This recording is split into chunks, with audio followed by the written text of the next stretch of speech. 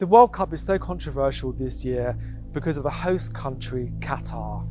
It has a terrible record of human rights that span three particular areas: women, workers, and LGBT people. Women in Qatar are subject to a range of restrictions.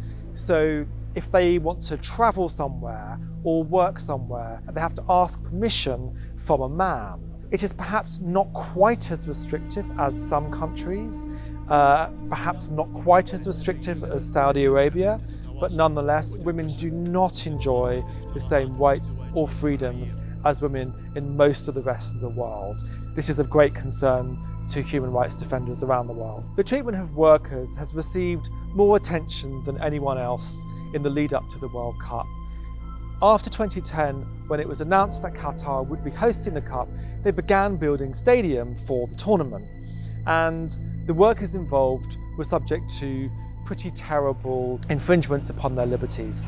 The majority of infrastructure work conducted in Qatar is done by foreign migrant workers. Many workers complained that they'd had their passports removed. Many were treated badly at work, kept in bad conditions. Some were deported for minor infringements.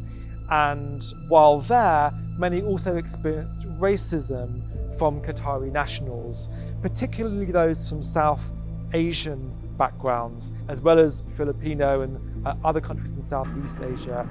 There is a very distinct strata in Qatari society based on gender, on nationality, on race, and on sexual orientation.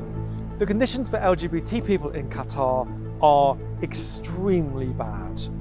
I have reported from all around the world on the plight of LGBT people in all sorts of countries that criminalise LGBT people and criminalise homosexuality, but I've never experienced a regime where its residents and those living there or working there are so afraid to speak out. It is much easier to find a gay person hiding from the Taliban who will speak to you than it is to find a Qatari national. We know from our own investigation at the Eye, and this is backed up by external investigations from NGOs, that the Qatari authorities are hunting LGBT people down on dating apps.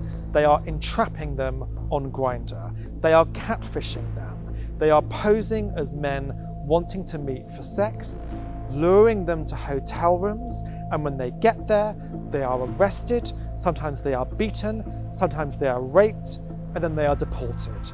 And the fear among the local LGBT population is enormous. So one of the problems we have in the media coverage and the political discourse around the World Cup this year is all of the focus has been on the fans. What will happen to the fans when they are spectating their football match, when they visit for a few days? The problem with that is that it completely ignores the reality facing the people who live there. So LGBT Qataris, LGBT foreign workers who are living there for several years, they are the one who, when the crowds leave and the tournament is over, are still there, still being locked up, still being beaten or raped, and no one that I spoke to had high hopes that the World Cup would be a pivotal moment in progress for human rights and LGBT rights in Qatar post-World Cup.